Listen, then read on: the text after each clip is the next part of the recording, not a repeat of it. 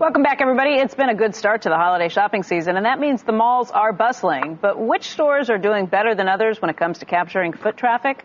Michael Glimcher is the chairman and CEO of Glimcher Realty Trust, which develops, owns, and operates malls across the country. And Michael, thanks for coming in today. Thank you for having me. You know, we got some early numbers from the retailers, and it was a little confusing because it included Hurricane Sandy and some of the down parts from the earlier part of the month. But what you saw at the end of the month and the beginning of the holiday shopping season really has been pretty positive, hasn't it? We're feeling really good about it. When you look at the whole Black Friday weekend, it really started on Gray Thursday.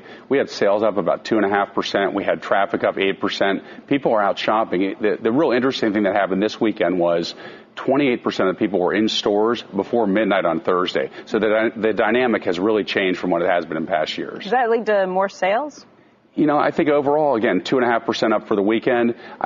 Actually, on Black Friday, probably down maybe 1%. It spread the sales out quite a bit, but I think the dynamic will change. People will start coming out earlier and earlier, and the weekend will be a lot different than we've seen in the past. All right, let's talk about some of your tenants and who's really doing things right. You've said Macy's is one of the ones who's been bringing in a lot of people. Look, Macy's, it's all about the brands. I think they've done a wonderful job of really reinventing Macy's, having a great collection of brands. It's also about promotion. The customer is driven by promotion, whether it's couponing or advertising. People are driven in by special promotions. So those who didn't advertise, those who didn't open early, probably didn't see what Macy's saw, which was people coming in and lining up at their doors. They've had not only, I noticed over the weekend that they also did friends and family, and they had a lot of people coming in with coupons this weekend, and this past weekend too. So I guess it's a continuation. You can't just do it on Black Friday and think that they will come back. You know, the customer constantly wants an event. They want a sale. They want a promotion. They want a reason to get out of their house and to go out and have fun. And so those events, those promotions, those early openings, that makes a difference between those who succeed and those who do not. So it's not a zero-sum game, obviously, but when JCPenney, you can see them losing market share and with same-store sales.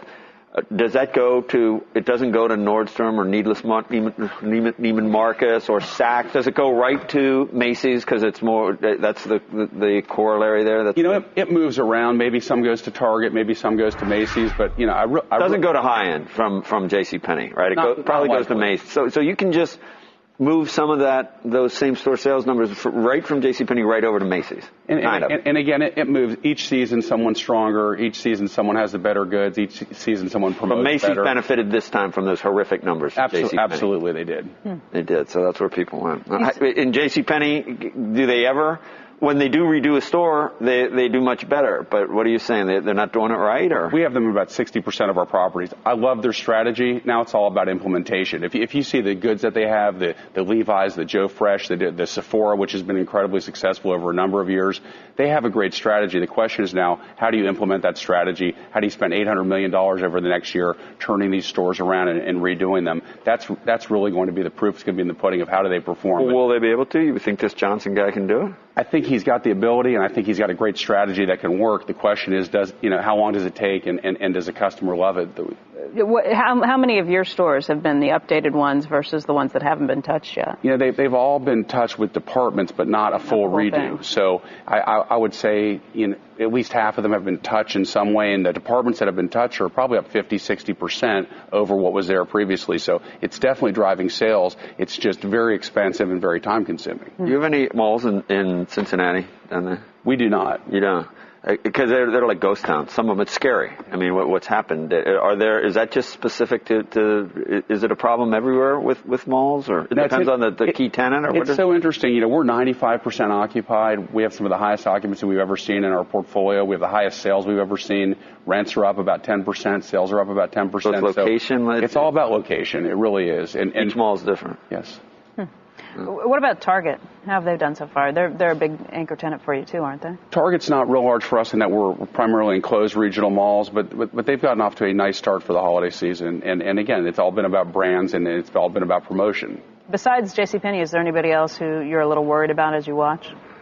You know, we don't worry all that much in that we don't have a lot of exposure to any one given retailer. We just think about having the best locations and not having too much exposure to any one given retailer. Would you eventually just be in Arizona and California? I mean, is that where you'll be eventually, or just get out of everything in a cold weather For us, it's about density and income. So we certainly like the warmer weather. We like Texas. We like California. We like Arizona. But we do very well in Ohio. We do very well in West Virginia. We do well, in the middle of the country.